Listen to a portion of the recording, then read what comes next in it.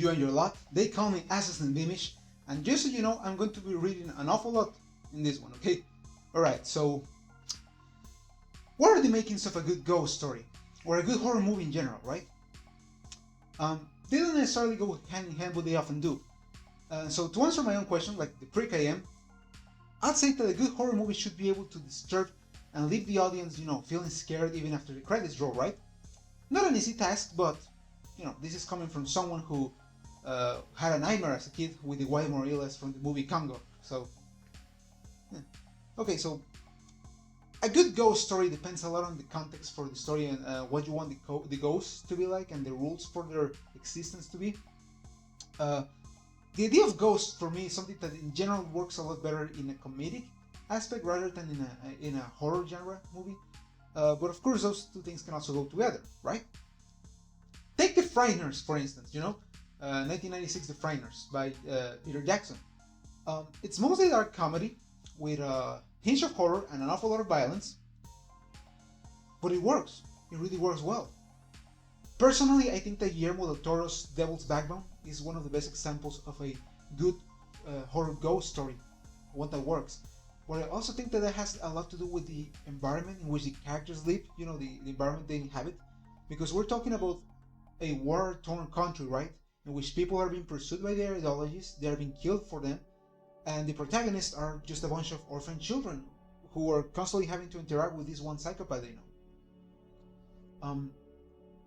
What I'm trying to say is that making a good horror movie with ghosts is not an easy thing, It's a hard thing to do. And that kind of brings us to the subject of today's video. Now, last time I checked, a lot of people seem to like 2001's Pulse, or Keiko, from director Kiyoshi Kurosawa. It's a Japanese film, a Japanese horror film. And I don't blame them.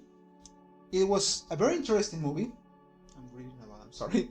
That much I do appreciate, that it was a very interesting movie. Hell, I'd even go as far as to say that it was actually pretty good. Just not my cup of tea, Definitely not what I was expecting.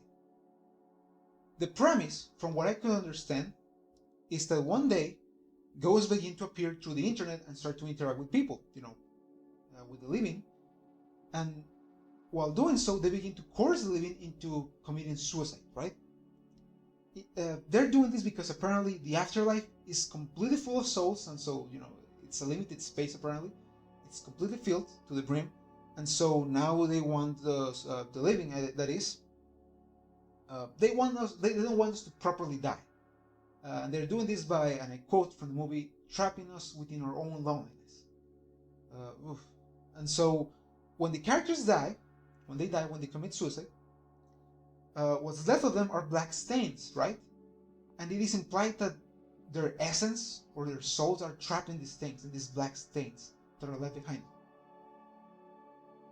Kind of like they're being stuck in space, which is an interesting and very disturbing concept, that is for sure. And here's the thing, the execution is pretty good.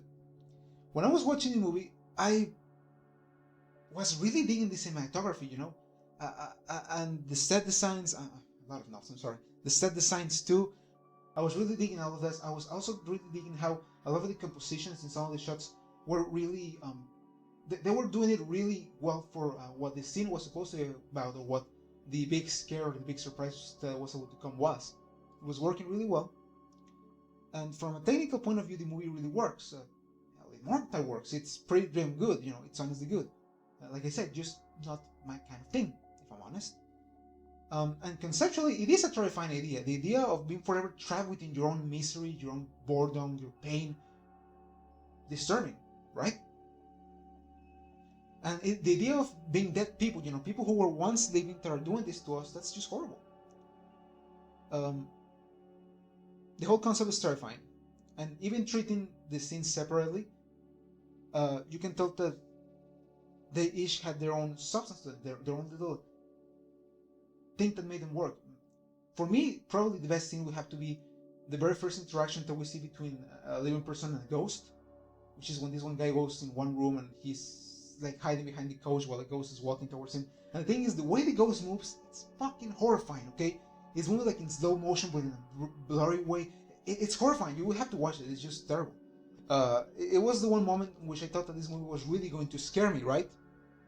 It's bone chilling. I know that I made. And it was, like I said, the moment that I thought it was really going to scare me. But it never quite got there again. The closest would be the final confrontation between a living person and a ghost. But, yeah, I think that by then I had already gotten too used to the ghost or something, because that one honestly didn't scare me much, even though it is still very well made and everything. I don't know. All in all, the one real issue that I have with this movie is that it wasn't what I was expecting. But to be honest, that is how I feel about most Japanese movies. They have a way of doing things that is, it doesn't always sit well with me, you know. They're very introspective, these people, Japanese, and that translates an awful lot, you know, a tad too much is what I wrote into their filmmaking. Their horror is usually a lot more like existential and philosophical, you know, without necessarily getting like Lovecraftian, but it's still very much of a philosophical thing, almost a spiritual thing, I would say. Not what I'm used to. And so by the time that the credits began to roll, I couldn't help but feel a little bit disappointed, okay? That is probably the reason why, even though I never had any real interest in it before, I decided that I wanted to now watch the remake, the 2006 remake of the movie, right? Just to see how they handle things, and what the fuck? I personally don't mind the remake of The Ring, okay? I actually rather like it, even with all of the added unnecessary little bits for the tape and the bluish greenish filter that it has. I'm okay with it, right? But the reason for me to be okay with that is because the movie, I feel it actually works. They try their best and they got results. Now, I'm not saying that the Poles, you know, 2006, the Poles did not try, but Jesus H. Christ, did they fail at whatever they were trying to do. I cannot even begin to describe how bad they shot the bed on this one, okay? I mean, okay, first of all, let's talk about the creatures. The creatures themselves, they're not bad, okay? It is more the way in which they interact with the living and the way they kill them that it's just a stupefied version of the original, okay? I mean, let's start with their origin. Okay, so the explanation for the creatures, right? In the original, as I stated, they are literally just the dead people who now want the living to stop dying, right? No more dying. No more proper dying.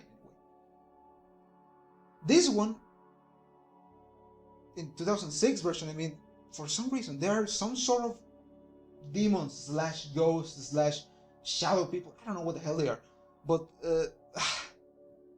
they seem to, for whatever reason, want people to just stop living, I think? I mean, let's say that is the same as in the original, right? For the sake of argument. And the people are being trapped in their misery also. Which is not what I got anyway, but let's say that that's what happens, right? They never like explicitly directly address that in this movie, even as a theory. And you know, I'm not know for sure. As far as I'm aware, people just die in this movie in a really weird way, but without the context of the original, where they're being trapped within themselves, basically within everything about themselves that makes them just sad and depressed and horrible, feel horrible. It's just not as disturbing, okay? I mean, they're still dying, but it's not nearly as disturbing. And the acting is decent for the most part, but coupled with everything else about this movie, it just looks bad by default, you know? I mean, the way the creatures interact with them, like I said, where they literally can like suck their soul or their will to live out of their face, it's just unnecessary and ridiculous, man. It doesn't accomplish the same as the original. And hey, you think that they will at least have the advantage of the fact that they have a bigger budget than the original, right? And they might have one.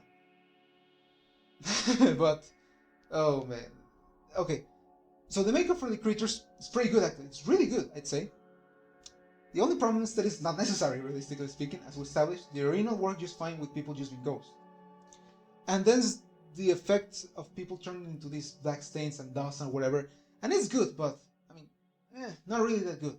And you know, that's kind of a given. Horror movies have never had that big of a budget.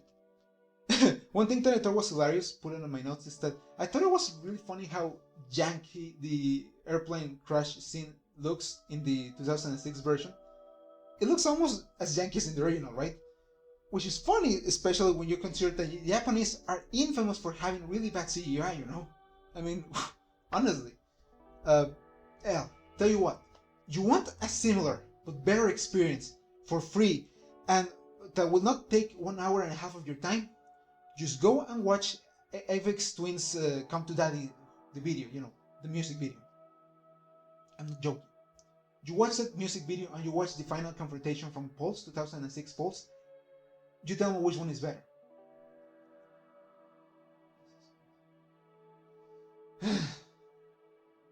I mean, all in all, I guess one good thing that I can say about the remake for certain is that it made me appreciate the original an awful lot more, okay? That one's for sure. So God bless them. What on earth was Wes Craven when he agreed to co-write this one? Beats me out to hell. I'm going to have to talk about the original Last House on the Left as soon as I have the chance. I have to talk about the movie because lately I've been noticing Wes Craven. I have a few things that I need to address about him. We'll get to that when we get to that.